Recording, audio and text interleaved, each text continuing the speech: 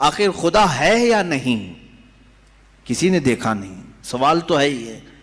ہم تو چلے روایات کے اعتبار سے، ہمارے گھروں سے ہمیں جو علم دیا گیا ہے ہمارے ماں باپ کی طرف سے، اور ماحول نے ہمیں جو علم دیا ہے وہ یہی ہے کہ ہم بولنے کے قابل ہوئے اسی وقت ہمیں کہلا دیا گیا تھا لا الہ الا اللہ، اللہ کے سوا کوئی معبود نہیں.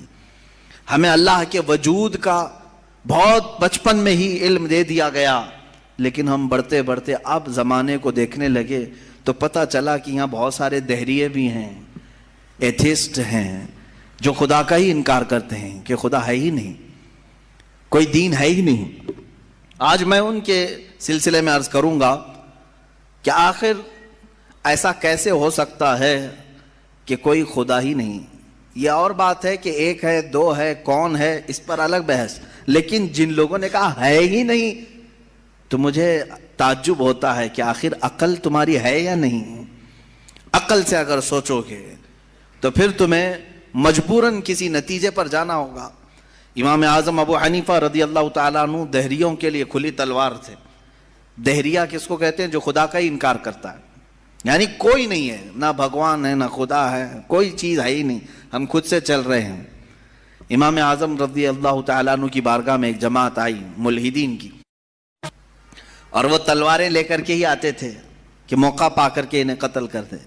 ایک دن امام اعظم ابو حنیفہ رضی اللہ تعالیٰ ان کی جماعت کو آتے ہوئے دیکھا، اور اچانک آپ اپنی مجلس سے کھڑے ہوئے اور کہنے لگے میں کچھ گہری سوچ میں ہوں. وہ قریب آئے اور پوچھا کیا سوچ رہے ہیں آپ؟ کہا کہ میں نے سنا ہے کہ ایک سمندر میں کشتی چل رہی ہے اور اس پر سامان خود سے لد جاتا ہے، اور بڑی برابر منزلوں پر وہ رکتی ہے اور اپنا سامان خود ہی اتارتی ہے، نہ اسے کوئی چلاتا ہے، نہ لوڈنگ ان لوڈنگ کرنے والے کوئی مزدور ہیں، وہ خود بخود سامان لیتی ہے، خود بخود سامان اتارتی ہے. یہ روبوٹک دنیا بھی نہیں تھی اس وقت کہ وہ یقین کر لیتے، سائنسی دنیا بھی نہیں تھی اس وقت.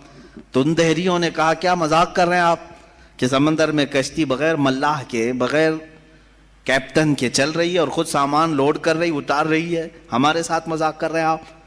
ہم عقل والے لوگ ہیں، آپ کی اس بات پر کوئی بیوقوفی یقین کر سکے گا؟ امام اعظم ابو حنیفہ رضی اللہ تعالیٰ عنہ فرماتے ہیں اتنی جب تجھے عقل ہے کہ ایک کشتی سمندر پر بغیر کسی چلانے والے کے نہیں چلتی، تو یہ پورے کائنات کا نظام بغیر چلانے والے کے کیسے چل سکتا ہے؟ برابر وقت پر سورج کا طلوع ہونا، برابر وقت پر سورج کا غروب ہو جانا، چاند کا اپنی منزلوں پر چلنا، اور یہ سمندروں کا برابر اپنے مدار میں رہنا، اور یہ زمین کا طرح طرح کے پودے اگنا، اس میں پھول کا آنا، پھلوں کا آنا، یہ کیا اللہ کے ہونے کی نشانیاں نہیں ہے؟ کوئی تو ہے. ہاں تم یہ کہہ سکتے ہو کہ مشینیں ہم چلا رہے ہیں، پنکھے ہم چلا رہے ہیں، لائٹ ہم چلا رہے ہیں، چلاؤ دنیا کی ساری مشینیں چلاؤ، لیکن میں اگر ایک فیلڈ میں آؤں ان دہریوں سے پوچھتا ہوں. امام شافعی رحمۃ اللہ علیہ نے کیا جواب دیا؟ میں چاروں اماموں کی بات بتا دیتا ہوں. چاروں اماموں نے رب ذوالجلال کے وجود کے متعلق کیا کیا کہا ہے. امام مالک نے تو یوں فرمایا، آپ سے پوچھا گیا کہ خدا ہے، انہوں نے کہا ہاں. کیا دلیل کیا ہے؟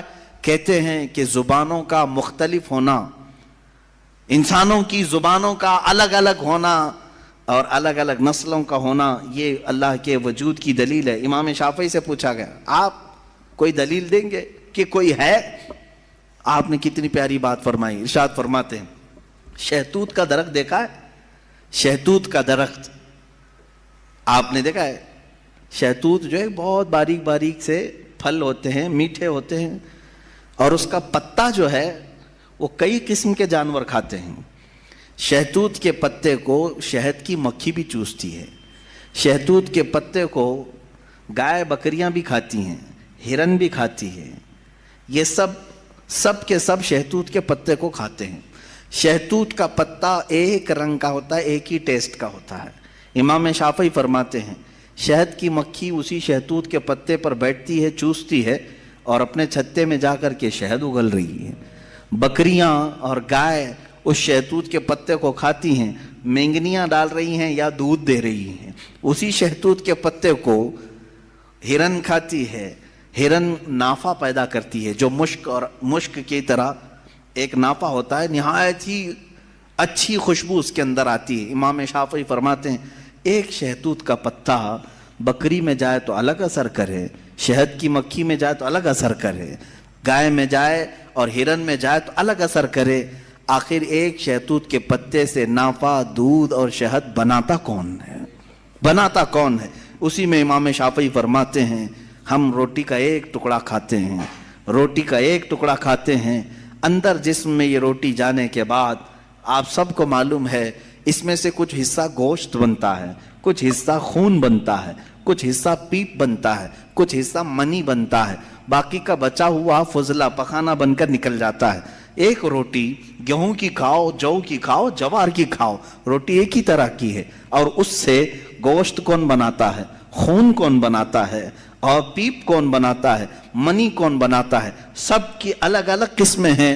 امام شافعی فرماتے ہیں تمہاری ہزاروں مشینیں ایک طرف، لیکن اندر جو نظام چلاتا ہے وہ کوئی تو ایک ہے، کوئی تو ہے، تمہیں ماننا ہوگا۔ میں دہریوں کے متعلق کہہ رہا ہوں، جو ملحدین ایتھیسٹ ہیں، جن کا کہنا ہے کہ کوئی ہے ہی نہیں، کوئی خدا ہی نہیں، تو ان سے میں کہتا ہوں کوئی بتاؤ تو صحیح آخر یہ چلا کون رہا ہے، یہ کون چلا رہا ہے، ہمارے جسم کے اندر کا نظام کون چلا رہا ہے؟ اور قرآن نے انہی کی طرف بار بار اشاروں میں بتایا ہے، آیات میں، کہ کیا تم دودھ کو نہیں دیکھتے؟ دودھ کہاں سے پیدا ہوتا ہے؟ کہ اللہ تعالیٰ فرماتا ہے کہ ہم نے دودھ کو گائے کے خون اور اس کے گوبر کے بیچ میں سے پیدا کیا ہے۔ اس کا فضلہ گائے کا گوبر ہے پیٹ کے اندر، اور اس کا خون بھی ہے، خون نہایت ہی سرخ، گوبر نہایت ہی الگ رنگ کا، اور اس کے بیچ سے صاف و شفاف دودھ کا نکلنا، دودھ آتا ہے، نہ کبھی اس میں گوبر کی بو آئی، نہ کبھی خون کا رنگ آیا۔ قرآن کہتا ہے آخر یہ کون ہے جو اس طرح صاف ستھری غذا نکالتا ہے تمہارے لیے؟ کیا شہد کی مکھی کو نہیں دیکھتے؟ قرآن کہتا ہے جب وہ ڈنک مارتی ہے تو اس کے زہر کا کوئی علاج نہیں ملتا۔ شہد کی مکھی اگر ڈنک مارے تو زہر چڑھ جاتا ہے اور کئی لوگوں کی موت بھی ہوتی ہے، لیکن وہی اپنے چھتے پہ بھی تھوکے تو وہ نہایت ہی میٹھی غذا ہے، نہایت ہی میٹھی غذا ہے۔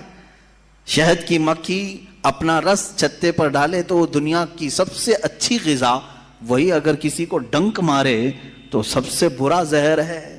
اعلیٰ حضرت رضی اللہ تعالیٰ عنہ نے اپنے آپ کو یوں فرمایا ہے کہ میں وہ شہد کی مکھی ہوں جس کی مٹھاس کا بھی جواب نہیں، جس کے ڈنک کا بھی جواب نہیں۔ یہ تو ضمناً میں نے بات عرض کی، خدا قدیر و جبار کے وجود پر میرے عزیزو ایک دو نہیں، لاکھوں مثالیں دنیا میں ہیں، لاکھوں مثالیں۔ ابھی تو کائنات کے رازوں تک ہم پہنچے ہی کہاں ہیں؟ سمندر کے اندر کی دنیا، پیڑ پودوں کے اندر کی دنیا۔ اب آئیں امام احمد بن حنبل رضی اللہ تعالیٰ عنہ، یہ کیا فرماتے ہیں؟ آپ سے پوچھا گیا خدا ہے؟ کوئی دلیل ہے آپ کے پاس؟ کہتے ہیں میں تمہیں بتاتا ہوں، ایک قلعہ ہے، ایک قلعہ ہے ایسا کہ چاروں طرف سے بند، نہ ایک سوراخ جانے کا راستہ، نہ اس پہ کھڑکی، نہ دروازہ، کچھ بھی نہیں، ہوا تک نہیں جا سکتی، ہوا تک نہیں جا سکتی، پورا بند ہے، اور اندر اس کے نہایت ہی چمکدار موتیوں کی طرح ہے۔ پھر اچانک اس قلعے میں اچھلتا کودتا ہوا ایک جان والا پیدا ہوتا ہے، اور پھر وہ اس قلعے سے باہر آتا ہے۔ امام احمد بن حنبل کی ان باتوں کو سن کر لوگوں نے پوچھا ایسا کیسے ہوتا ہے؟ بند قلعہ، ہوا بھی نہیں جاتی، کوئی سوراخ بھی نہیں، اور اس کے اندر سے کوئی اچانک پیدا ہوتا ہے۔ امام احمد بن حنبل فرماتے ہیں یہ تو روز ہوتا ہے، مرغی کے انڈے میں نہیں دیکھتے۔ مرغی کا انڈا مجھے بتاؤ اس میں کتنی کھڑکیاں ہیں؟ انڈا تو اوپر سے پورا بند ہوتا ہے، ہوا تک نہیں جاتی، لیکن مرغی اس کو گرم کرے۔ اب تو مشینوں میں بھی، اب مشینوں سے بھی ہوتا ہے۔ مجھے یہ بتاؤ انڈے کی زردی اچانک ایک جاندار چوزے کی شکل کیسے اختیار کرتی ہے؟ کون ہے جو اسے چونچ دیتا ہے؟ کون ہے جو اسے پر دیتا ہے؟ اور پھر ہم نے جانوروں کو، پرندوں کو، ہر ایک مخلوق کو دیکھا ہے، ان میں رنگ ایسے بھرے ہوئے رہتے ہیں، دنیا کا کوئی آرٹسٹ بھی اس طرح کے رنگ بھر نہیں سکتا۔ کیا ہم مور کو نہیں دیکھتے؟ طرح طرح کے خوبصورت اس میں ڈیزائن کیے گئے ہیں، ایسا لگتا ہے کہ کوئی قلم لے کر کے ڈیزائن کیا ہے، کوئی برش سے ڈیزائن کیا ہوا ہے۔ نہیں میرے عزیزو، یہ قدرت کی شاہکاریاں ہیں، رب ذوالجلال کی شاہکاریاں، اور تم بے شمار خوبصورت مخلوقات کو دیکھو گے۔ پھر میں ان دہریوں سے پوچھتا ہوں آخر ان تمام کو پیدا کرنے والا کوئی تو ہوگا، کوئی تو ہوگا، تم لاؤ ڈھونڈ کر کے، آخر کون ہے یہ سب پیدا کرتا ہے؟ یہ تو تخلیق، نظریے تخلیق، خدا کو پہچاننے کے 4 نظریے دنیا میں مشہور ہوئے ہیں۔ الہیات، اس کو علم الہیات کہتے ہیں جو میں بیان کر رہا ہوں، تھیولوجی، سائنس کے نظریے سے بھی، یعنی اللہ کو پہچاننے کے لیے، خدا کو ڈھونڈنے کے لیے نظریے بنائے گئے، فلسفیوں نے الگ، سائنٹسٹ نے الگ، علماء ربانیین نے الگ، حکماء نے الگ، سب کے اپنے اپنے نظریے ہیں۔ ہم اللہ رب العزت کو نظریے تخلیق سے واضح کرتے ہیں، لوگوں کے سامنے بتاتے ہیں کہ اللہ پیدا کرنے والا ہے، کیونکہ قرآن پاک میں جگہ جگہ اس نے، اللہ تعالیٰ نے اپنی ربوبیت کا، اپنی تخلیق کا اظہار جو فرمایا ہے وہ یہی فرمایا کہ تم اتنے کمزور ہو کہ ایک مکھی کو نہیں بنا سکتے، ایک مکھی پیدا نہیں کر سکتے، کتنے کمزور ہو، اور وہ رب ذوالجلال ہزاروں کروڑوں مخلوقات روزانہ بناتا ہے، روزانہ انہیں موت بھی دیتا ہے، حیات و ممات اسی کے دست قدرت میں ہے۔ عزیزان گرامی وقار، اللہ تعالیٰ کی بے شمار صفات میں سے مجھے کئی صفات پر عرض کرنا تھا، میں سب سے پہلے اس کے وجود پر آپ کے سامنے یہ دلائل رکھا۔ عام مسلمان بھی کسی دہریے سے کہہ سکتا ہے کہ اللہ کے نہ ہونے پر جو تو اس قدر ناچ رہا ہے، آج ایتھیزم کا بہت زیادہ آج چل رہا ہے، وہ کہتے ہیں کوئی دین دھرم ہوتا نہیں، کچھ نہیں ہوتا ہے، کوئی خدا نہیں ہوتا، دنیا میں ایسے ہی چل رہے ہیں۔ مذاق کر رہے ہو، مذاق کر رہے ہو میاں، ابھی تک تو وہ آٹومیٹک گاڑی بھی نہیں آئی بغیر ڈرائیور والے، ابھی تم بول رہے ہو، ابھی تم بول رہے ہو۔ بہرحال دنیا میں کوئی چیز کو بنانے والا ہوتا ہے، آٹومیٹک گاڑی آ بھی گئی تو میری اس دلیل کو یہ مت سمجھ لینا کہ گاڑیاں بغیر ڈرائیور کے نہیں چل سکتی۔ مفتی صاحب نے کہا آپ تھوڑے دنوں کے بعد آنے والی ہے، اس کا مطلب کیا بغیر ڈرائیور کے بھی سب چلتی ہیں؟ میری یہ دلیل اس لیے نہیں ہے، بغیر ڈرائیور والی گاڑی اگر چل بھی گئی تب بھی میں سوال کروں گا کہ اس کو آخر گاڑی کو بنایا کون ہے؟ یہ بنایا کون ہے؟ کوئی تو انسان بنایا ہوگا۔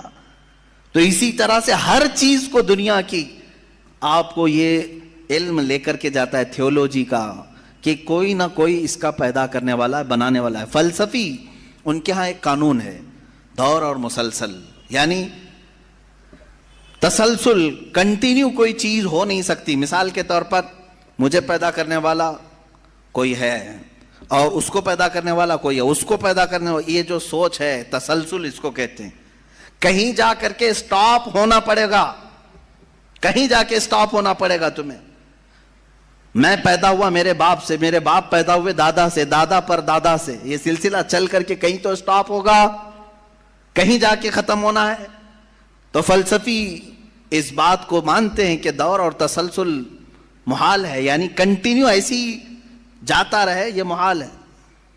ان کے ہاں ایسا ہے۔ میرے عزیزو، اب اگر میں ان سے سوال کروں کہ جیسے بہت سارے لوگ بھگوانوں کو بھی مان لیے، جبکہ بھگوان کی بیوی بھی ہے، بھگوان کے بچے بھی ہے اور بھگوان کا باپ بھی ہے، تو پھر اب سوال آئے گا کہ بھگوان کا دادا کون، بھگوان کا پردادا کون؟ پھر وہ نسب چلے گا، کہیں تو جا کے رکنا ہے، کہیں تو جا کے رکے گا۔ بچے ہیں تو اب تک ان کی نسل کیوں نہیں؟ بھگوان کے بھی بیٹے بیٹیاں تھیں نا، بہت سارے بھگوانوں کا تذکرہ ہندوستان میں ہے، ان کے بیٹے بیٹیاں بتائی گئی ہیں، کتنے بیٹے تھے، رام کے بھی، کرشن کے بھی، سب کے بھی بتائے گئے ہیں بیٹے بیٹے۔ تو اب اولاد کہاں ہیں؟ باپ دادا کہاں تھے؟ میرے عزیزوں، میری اس بات کو یقیناً کوٹ کیا جائے، اولاد برتن مانج رہی ہے، ٹیپو سلطان کی اولاد پنچر لگا رہی ہے، تجھے تو یہ ٹیپو سلطان اورنگزیب کی اولاد نظر آئی، ان کی کہاں ہے جن کا میں ذکر کر رہا ہوں؟ ان کی کہاں ہے؟ اور بہرحال اورنگزیب اور ٹیپو سلطان ان تمام کو چھوڑو، ان کی اولاد کو تو نے برتن مانجتے یا پنچر لگاتے تو دیکھا اللہ نے تو تجھے بانج بنا کر رکھا ہے، تیرے سے کوئی چیز نہیں آ سکتی سوائے گوبر اور غلاظت کے، کوئی چیز نہیں آ سکتی۔ میرے عزیزوں، میں یہاں عرض یہ کر رہا ہوں دور اور تسلسل، کہ اگر اس طرح کسی کا باپ ہے تو پھر دادا بھی ہوگا، دادا ہے تو پردادا بھی ہوگا، یہ چلتا رہے گا سلسلہ۔ یہ اسلام یہ ہے جس نے کہا قل هو اللہ احد اللہ الصمد لم یلد ولم یولد، کہو وہ اللہ ایک ہے، اللہ بے نیاز ہے۔ لم یلد، نہ وہ کسی سے پیدا ہوا ہے، ولم یولد، نہ اس سے کوئی پیدا ہوگا، اس سے کوئی لم یلد، اس سے کوئی پیدا نہیں ہوا، اور نہ وہ کسی سے پیدا ہوا۔ یہاں ختم ہو گئی بات۔ اب نہ میرے خدا کا کوئی باپ ہے، نہ بیٹا ہے، نہ بھائی ہے، نہ بہن ہے، کہیں یہ تصور آئے گا ہی نہیں۔ تم ہم سے یہ سوال نہیں کر سکتے کہ اللہ کے آباء و اجداد کہاں ہے، اولاد کہاں ہے۔ ہم نے خدا کو مانا ہی ایسے ہے کہ وہ جسم و جسمانیت سے بھی پاک ہے، رشتہ داری سے پاک ہے، کوئی نہ اس کا ہمتا ہے، ایک ہی سب کی سنتا ہے۔ یہ اللہ تبارک و تعالیٰ کے متعلق ہمارا یقین یہی ہے۔ عزیزان گرامی وقار، دور اور تسلسل کا جو قانون ہے، میں نے یہی بتایا کہ بعض لوگ اس چیز کے ذریعے سے بھی چاہیں تو ہدایت حاصل کر سکتے ہیں کہ کہیں تو جا کے ہمیں فل سٹاپ ہونا پڑے گا، کوئی تو ہے جو اینڈ ہے، اس کو کوئی پیدا کرنے والا نہ ہو، جا کر کے تمہیں ختم ہونا پڑے گا ایک نہ ایک جگہ، کہ کوئی تو ہے جو لاسٹ ہے، اس کو کوئی نہ پیدا کیا ہو۔ اگر اس کو بھی کوئی پیدا کیا ہے تو پھر یہ بھی بات آئے گی اس کو بھی کوئی پیدا کیا ہوگا۔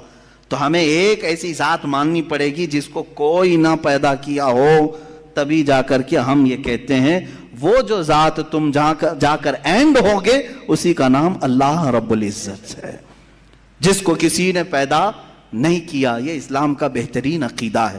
میرے عزیزو، توحید کسے کہتے ہیں؟ اب بات آتی ہے، وجود کی بات ہو گئی، اللہ ہے اتنا تو ماننا پڑے گا، اس کے لیے تو بہت ساری دلیلیں بچے بھی پکڑ کر کے بتا دیں گے۔ ایک خاتون، ہم نے بچپن میں پڑھا تھا، ایک بوڑھی عورت چرخہ سل رہی تھی، اس سے جا کر کسی نے پوچھا کہ اللہ ہے کہ نہیں ہے، تو اس نے کہا ہے۔ کیا دلیل ہے؟ کہا یہ میرا چرخہ جو سل رہا ہوں اسی یہی دلیل ہے اللہ کی۔ کہا کہ کیسے؟ کہا یہ چرخہ، اس سے کپڑے سلتی ہوں، جب تک میں چلاتی نہیں یہ سلتا نہیں، مشین سلتی نہیں ہے کپڑے، اسی سے میں نے یہ یقین کر لیا کہ میرا چرخہ میرے چلائے بغیر نہیں چلتا، تو نظام کائنات پورا بغیر چلائے کیسے چلے گا؟ کوئی تو ہے۔ یہ ہو گئی بات وجود کی، کوئی تو ہے۔ اب آتی ہے توحید کی بات، کوئی تو ہے، اب ہمیں یہ بتانا ہے ایک ہی ہے۔ کوئی تو ہے لیکن وہ جو ہے وہ ایک ہی ہے۔ یہاں پر بھی ہمیں اسلام نے جو فلسفہ دیا ہے، قانون دیا، وہ بہت ہی پیارا ہے۔ اس کی وجہ کیا ہے میرے عزیزو؟ چلو اب ہم توحید کی طرف آتے ہیں۔ توحید کہتے ہیں ایک ماننا، ایک ماننا۔ حقیقت میں دیکھا جائے تو دنیا کے اکثر مذاہب میں توحید کا شروع میں درس رہا۔ عیسائیت جو آئی ان میں بھی تھا، بعد میں یہ تثلیث کے قائل ہو گئے۔ یہودیوں میں بھی اللہ کو ہی مانتے، خدا کو ہی ماننا ہے۔ ہندوؤں میں بھی ایک کا ہونے کا تصور کتابوں میں ان کے موجود ہے۔ یہ اور بات ہے کہ انہوں نے ملا دیا، مسالے لگا دیے، الگ الگ ہو گئے۔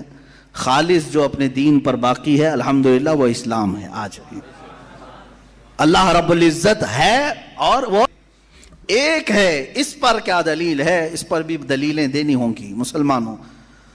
عقلی دلیلیں بھی ہیں، نقلی دلیلیں بھی ہیں۔ نقلی دلیلیں ہمارے لیے، نقلی کا مطلب ہوا کسی جگہ سے ثابت ہے، قرآن سے، حدیث سے یہ ثابت ہے تو یہ نقلی دلیل۔ عقلی جو عقل بھی جس کو تسلیم کرے، عقل جس کو ایکسیپٹ کرے، وہ کیا ہے؟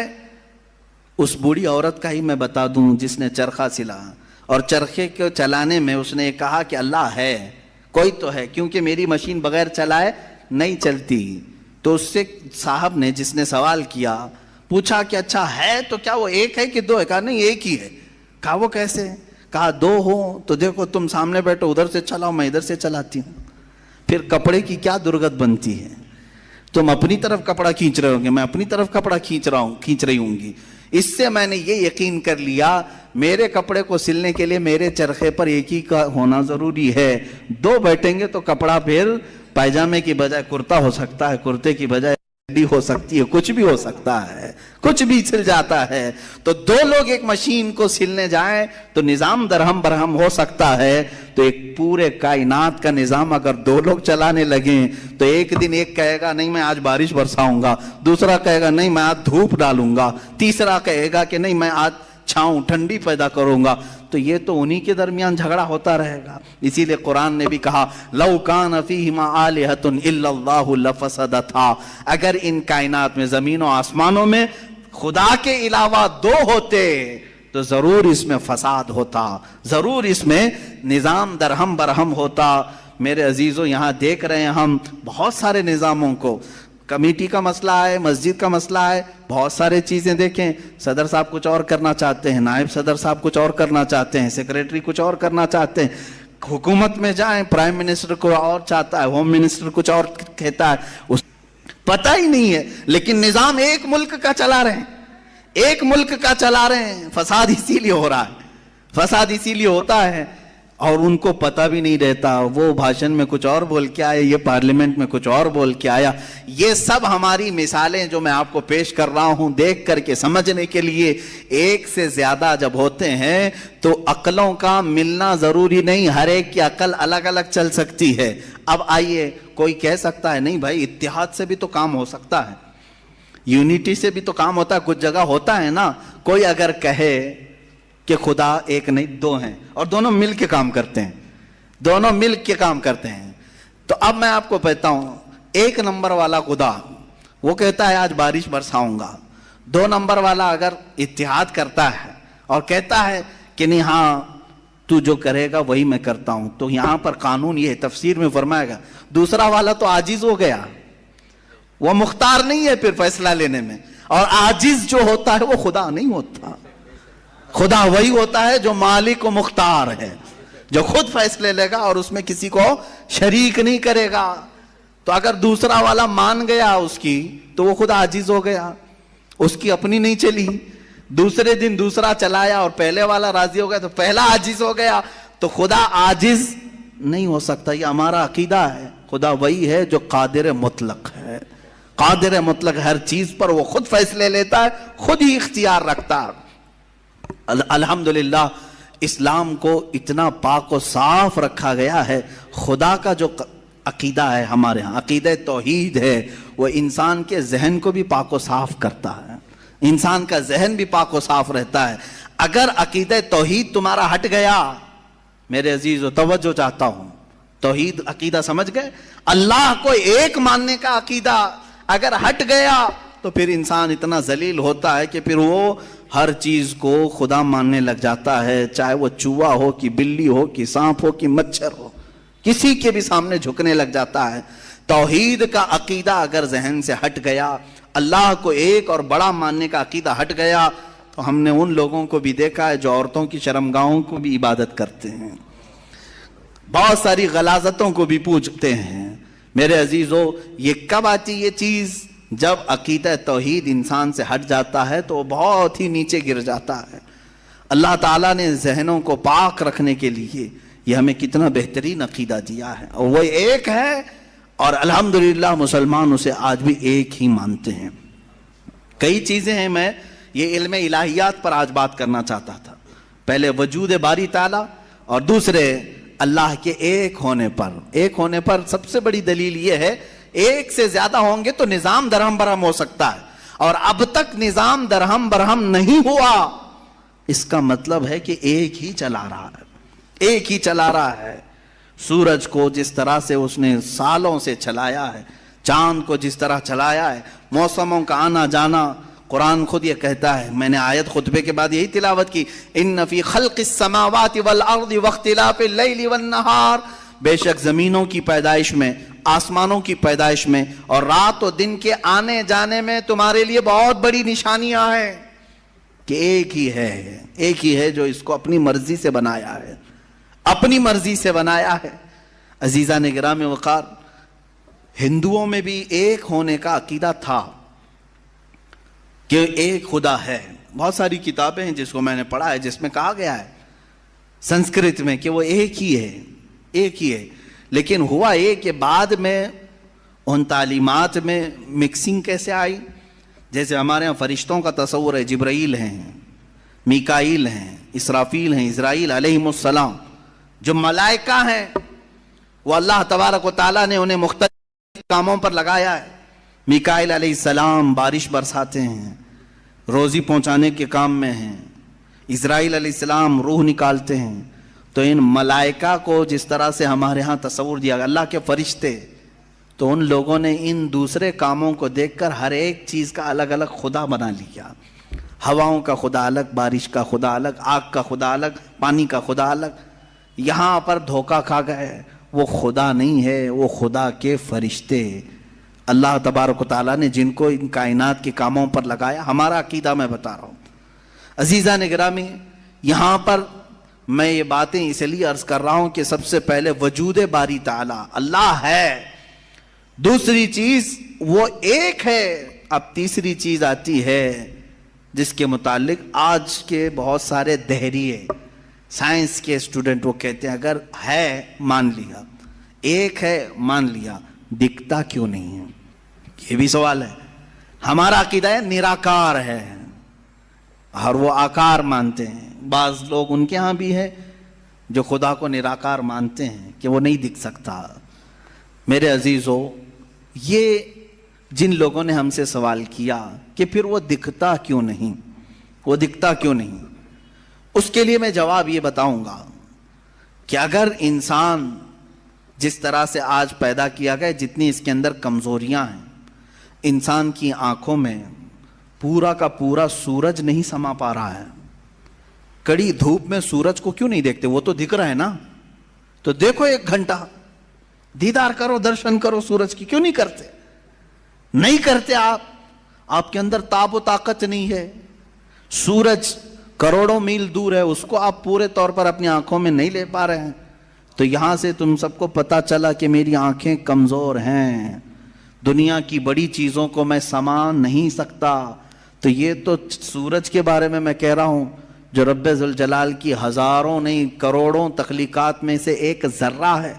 اس ایک ذرے کو ہماری آنکھیں نہیں سما پاتی تو پورے کائنات کے خدا کو، رب ذوالجلال کی تجلیات کو کیسے سما پائیں گے؟ آنکھوں میں کیسے اسے سما سکتے؟ اسی لیے اللہ نے قرآن میں فرمایا لا یدرکہ الابصار، اس کو کوئی آنکھ گھیر نہیں سکتی. وہ کیوں؟ سوال بھی تو ہے کہ اگر گھیر لے آنکھیں، ہو کیا جاتا اگر اللہ کو دیکھ لیتے؟ تو اس کے متعلق فلسفی طور پر بھی اور اسلامی طور پر بھی میں بتاؤں. میرے عزیزو، عقیدہ ہمارا یہ ہے کہ اللہ، اس کا کوئی سائز نہیں، اس کا کوئی سائز نہیں. اتنا چوڑا، اتنا اونچا، اتنا لمبا، اتنا چھوٹا، یہ چیز ہے نہیں. ہم اس کو مان نہیں سکتے. تو جب آنکھوں میں تمہارے کوئی چیز آئے گی تو وہ سائز والی ہی آئے گی. کچھ تو سائز ہوگا اس کا، چاہے وہ 100 کلومیٹر والا ہو. اگر آنکھوں میں آ گئی تو سائز بن گیا، اور جس چیز کا سائز بن گیا وہ خدا ہو نہیں سکتا.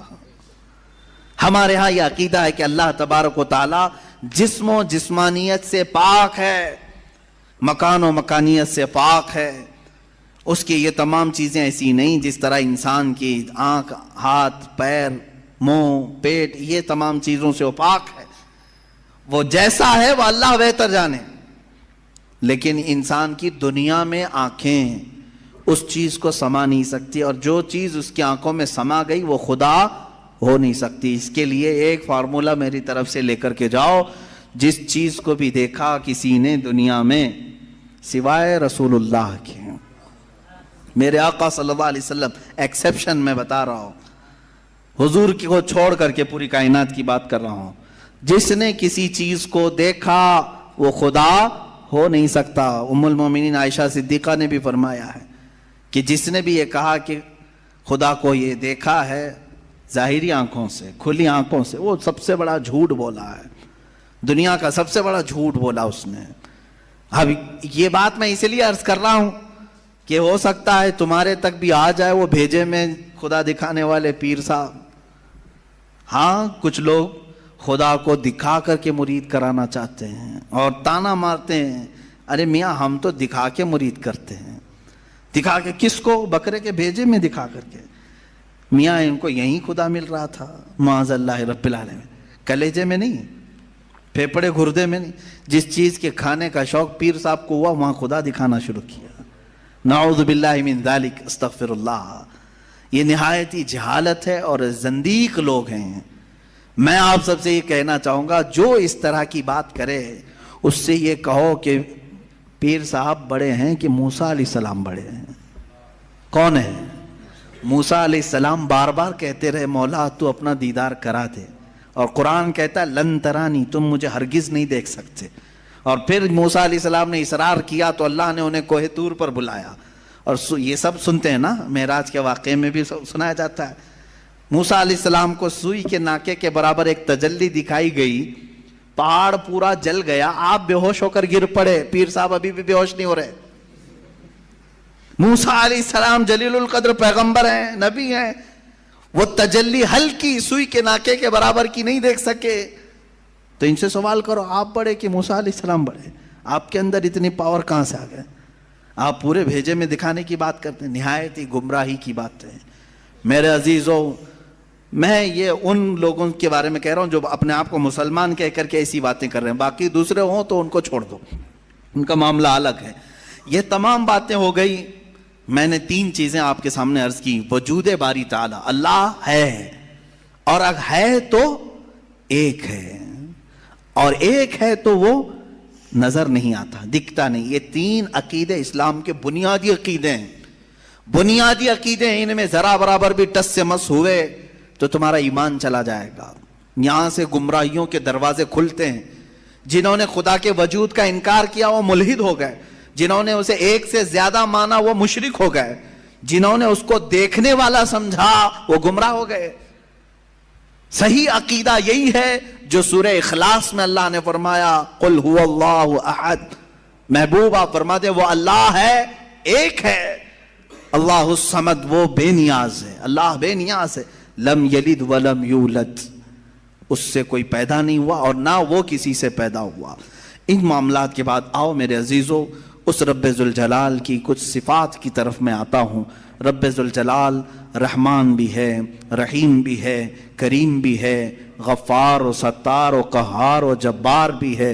اس کی 99 صفات پر اگر ہم ذکر کرتے چلیں، روز ایک صفت پر ذکر ہو جائے گا، راتیں تمام ہو جائیں گی. قرآن نے خود کہا ہے دنیا کے سارے درخت قلم بن جائیں اور سمندر سیاہی بن جائیں اور اللہ کی تعریف و توصیف لکھنا چاہیں، سمندروں کی سیاہی سوکھ جائے گی، یہ درختوں کے قلم بنے ٹوٹ جائیں گے. ما نفدت کلمات اللہ، اللہ کے کلمات کو پھر بھی مکمل نہیں کیا جا سکے گا.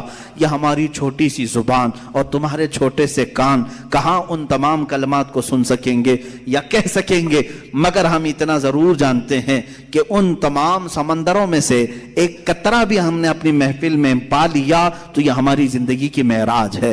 اللہ رحمان ہے، یقیناً ہم نے اس کو بسم اللہ میں بھی پڑھا، سورہ فاتحہ میں بھی پڑھا، بلکہ ہم اپنے بچوں کو بھی یہی کہتے ہیں، ماں باپ کو بھی یہی کہتے ہیں. اب اس کے رحمان کی صفات دیکھنا ہے.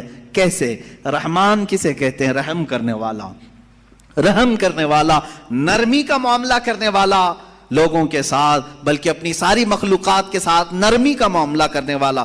میں 2 ہی صفات پر آج گفتگو ختم کر دوں گا، اس کے رحمان ہونے کی اور اس کے قہار ہونے کی. دونوں کے درمیان ہمیں یہ زندگی چلانی ہوگی. اللہ رحمان ہے، اس کی جو زندگی یہاں ہمیں دیکھنے کے مظاہر ہیں وہ کیا ہے؟ ماں تم سے جتنی محبت کرتی ہے، کیسے؟ تم رو تو گود میں اٹھا لیتی ہے، تمہارے بہت ساری چیزیں اپنے ہاتھوں سے صاف کرتی ہے، اپنے ہاتھوں سے بنا کر کے کھلاتی ہے. آخر وہ بھی انسان ہے، تم بھی انسان ہو.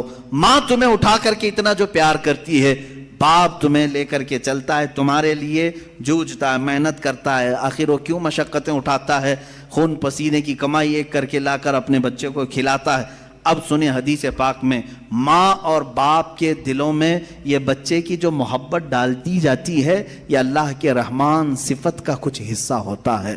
یہ اس کی صفت کا تھوڑا سا حصہ جب اللہ ماں اور باپ میں ڈالتا ہے تو وہ بچوں سے اس قدر پیار کرنے لگ جاتے ہیں. اگر وہ رحمت کی صفت مولا ماں اور باپ کے سینے سے نکال دے تو ہر باپ اپنے بچے کو قتل کرنے پر بیٹھ جائے، ماں اپنے بچے سے دوری اختیار کر لے. ایسا نہیں ہوتا. ماں بوڑھی ہو جائے یا بچہ اس کا بوڑھا ہو جائے، پھر بھی ماں اس بوڑھے بچے کو بھی سینے سے لگاتی ہے، اس کے پسینے دیکھنا نہیں چاہتی، اس کی جبینوں پر خم نہیں دیکھنا چاہتی. یہ ماں کے اندر جو ہلکی سی بھی محبت آپ دیکھتے ہیں، یہ رب ذوالجلال کے رحمان کا اس کے مظاہر میں سے ایک مظہر ہے. اب اندازہ کرو اللہ تبارک و تعالیٰ اپنے بندوں سے کس قدر رحم کا معاملہ فرماتا ہے. آج ہم جو بیٹھے ہیں یہ بھی تو اس کے رحم کا ہی معاملہ ہے, اس کے رحمان ہونے کا ایک بین ثبوت ہے. ہم حضرت ابو بکر شبلی رضی اللہ تعالیٰ, توجہ جاتا ہوں, سلسلہ قادریہ کے بہت بڑے بزرگ ہیں. آپ سے پوچھا گیا کہ حضور سنا ہے کہ آپ کی بہت ساری کرامتیں مشہور ہیں, کوئی کرامت ہمیں بھی دکھائیں. توجہ, بہت سارے لوگ کرامت کے نام پر گمراہ بھی ہوتے ہیں. لوگوں کو ایسا لگتا ہے کہ کہیں جیب میں سے جلیبی نکال کر کے کھلا دے, ابھی کیا ابھی وہی پیر کرامت والا اچانک کچھ نکال کے دکھائے. حضرت ابوبکر شبلی نے تو ایک الگ ہی کرامت بتائی.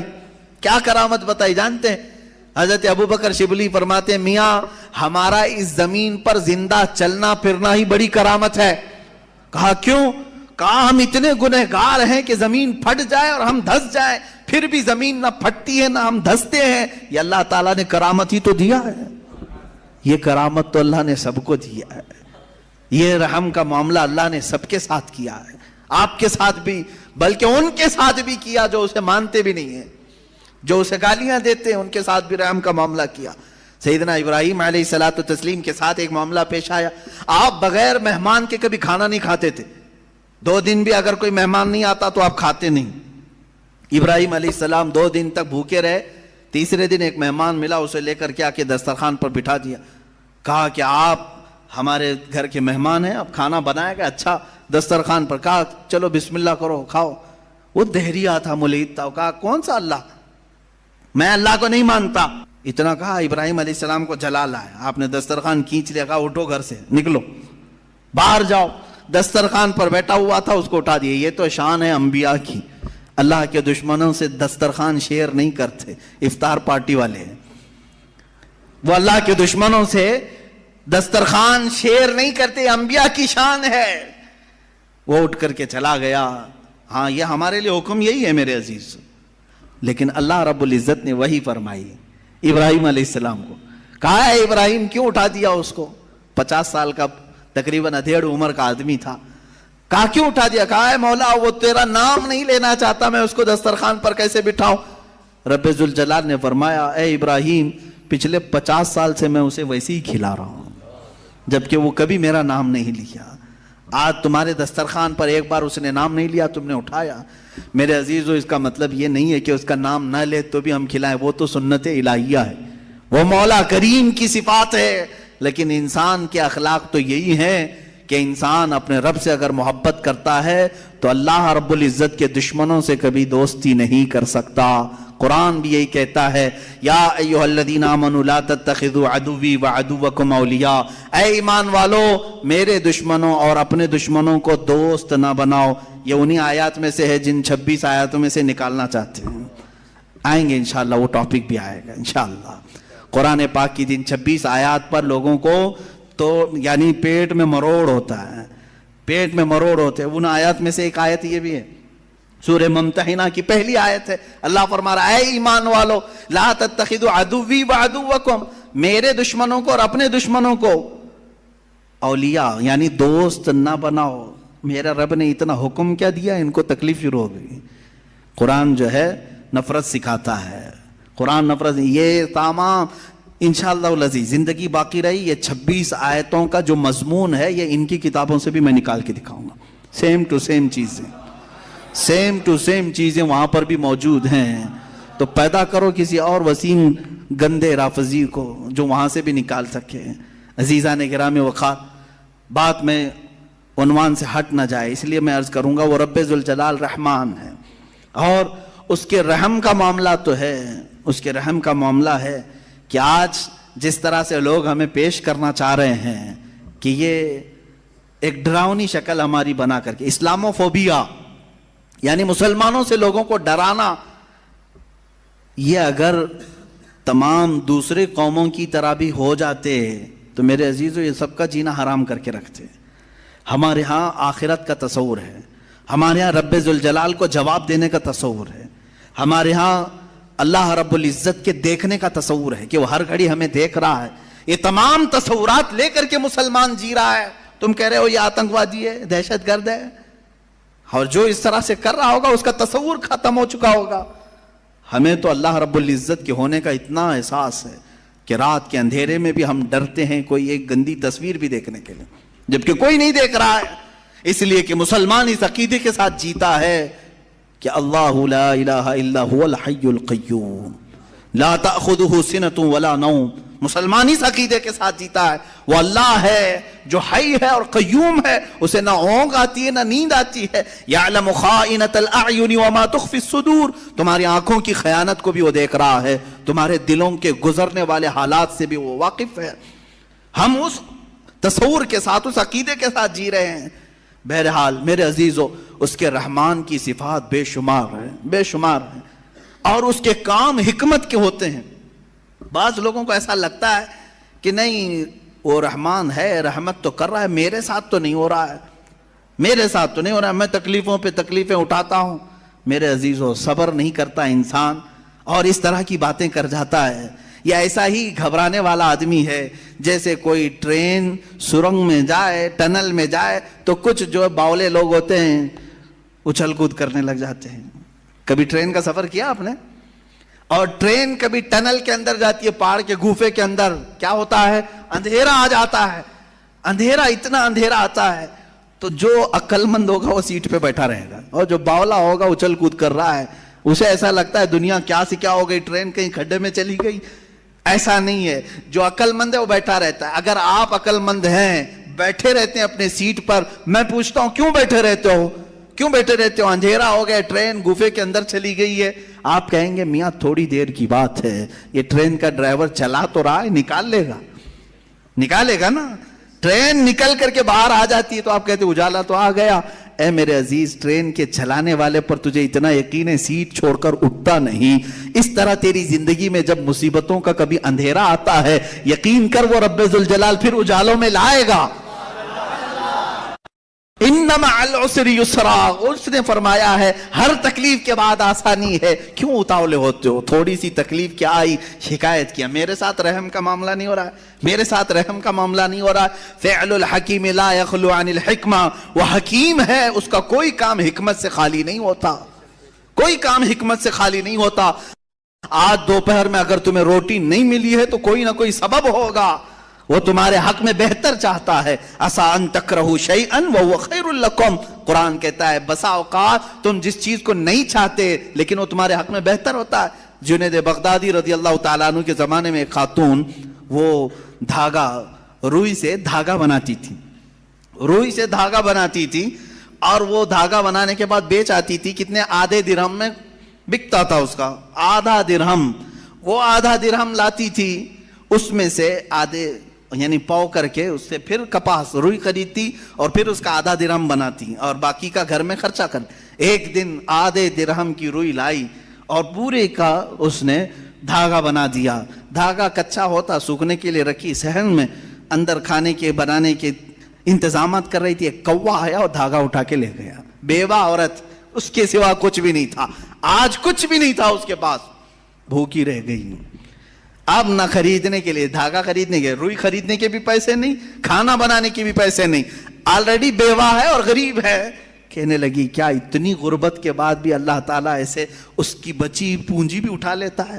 لوگ یہی کہتے ہیں نا، میرے پاس کچھ نہیں تھا پھر بھی میں نقصان میں جا رہا ہوں، اب تو کچھ رحم کر دیتا۔ ارے بھائی، بڑے سیٹ آدمی کے 1 لاکھ روپے چلے گئے تو سمجھ میں آئے گا چلو ٹھیک ہے، باقی بچے ہوئے پھر کور کر لے گا۔ جس کے پاس کچھ نہیں، لاسٹ پونجی بچی ہے، وہ بھی مولا نے اٹھوا دیا، تو یہ کون سا رحم ہے؟ بندے تل ملا جاتے ہیں۔ وہ خاتون گھبرائی اور کہا یہ اب کون سے رحمان کی صفت ہے؟ کیا وہ رحم کر رہا ہے میرے ساتھ؟ میں بیوہ ہوں، کچھ بھی نہیں میرے پاس۔ حضرت جنید بغدادی کے پاس دوڑی دوڑی گئی، دوسرا دن تھا، بھوک کی شدت تھی، دوڑی ہوئی آئی۔ حضرت جنید بغدادی اس وقت بیٹھے تھے، ان کے دربار میں کچھ لوگ آئے ہوئے تھے باہر کے، ملنے کی غرض سے دور سے آئے ہوئے تھے۔ آپ کو یہ چیختی ہوئی آئی تو اس کو سائڈ میں کھڑا کیا، رک جاؤ میں پہلے ان کی باتیں سن لوں، پہلے ان کی باتیں سن لوں۔ ان لوگوں نے آ کر کے کہا کہ حضور ہم کچھ نذرانہ لے کر کے آئے ہیں، کچھ نذرانہ لے کر کے آئے ہیں، یہ قبول فرما لیں۔ کیا تھا نذرانہ؟ 10,000 سونے کے سکے، اشرفیاں تھیں۔ کہا کہ حضور آپ اپنے حساب میں اس کو تقسیم کر لیں۔ حضرت جنید بغدادی رضی اللہ تعالیٰ عنہ نے وہ 10,000 اشرفیاں لیے اور پورے کے پورے اس عورت کو دے دیا. وہ عورت ابھی کچھ کہنے والی تھی، اس کے کہنے سے پہلے آپ نے دے دیا. کہا اس کو پکڑو. اب پھر وہ آئی ہوئی جماعت تھی، اس سے پوچھا کیا معاملہ ہے، کیوں اتنی بڑی رقم تم ہدیے میں لائے؟ سنو میرے عزیزوں، فعل الحکیم لا یخلو عن الحکمہ. وہ کہتے ہیں ہم سمندر کے سفر پر تھے، کشتی میں بیٹھے تھے، آ رہے تھے، اچانک ہماری کشتی پھٹ گئی. کشتی میں سوراخ آیا، پانی اندر آنے لگ گیا. تو جیسے یہ چمڑے کی کشتی تھی، پانی اندر آنے لگا تو ڈوبنے کے چانسز بڑھ گئے. پانی جتنا ہو سکا ہم نکال کر پھینکتے رہے، لیکن اس کشتی کی مرمت کے لیے ہمارے پاس کچھ نہیں تھا. اچانک ایک کوا آیا اور اوپر سے دھاگا گرا دیا. ایک کوا آیا، دھاگا اوپر سے گرایا، اور وہ اتنا ہی دھاگا تھا جس سے ہماری کشتی سل جاتی تھی. ہم نے اسی دھاگے سے اپنی کشتی سل دی، اور پھر اسی وقت ہم نے یہ نیت کر لیا کہ وہ رحمان ہے جس نے ہمیں بچایا ہے. ہم صحیح سلامت جائیں گے تو 10,000 اشرفیاں جنید بغدادی کو نظر کریں گے. وہاں ہم نے منت کر لی تھی، میرے آقا ہم نے صحیح سلامت کنارے کو پا لیا. اب آ کر کے وہ 10,000 اشرفیاں آپ کی بارگاہ میں ہم نے نظر کر لیا. حضرت جنید بغدادی دلوں کے حالات سے باخبر تھے. اس خاتون کی طرف دیکھا اور پوچھا کیا تمہارے رب نے صحیح رحم کیا یا نہیں؟ تمہارے آدھے درہم کو کوے سے اٹھوا کر بدلے میں 10,000 اشرفیاں دیتا ہے، اسی کا نام رحمان ہے. وہ رحمان ہے. بندہ گھبراتا ہے، کہتا ہے ایسے کیسے ہوگا، میرے پاس کچھ بھی نہیں تھا پھر بھی اٹھا لیا. انتظار تو کرتا، شکر تو کرتا، یقیناً وہ مولا تجھے اس سے بہتر چیز لوٹاتا.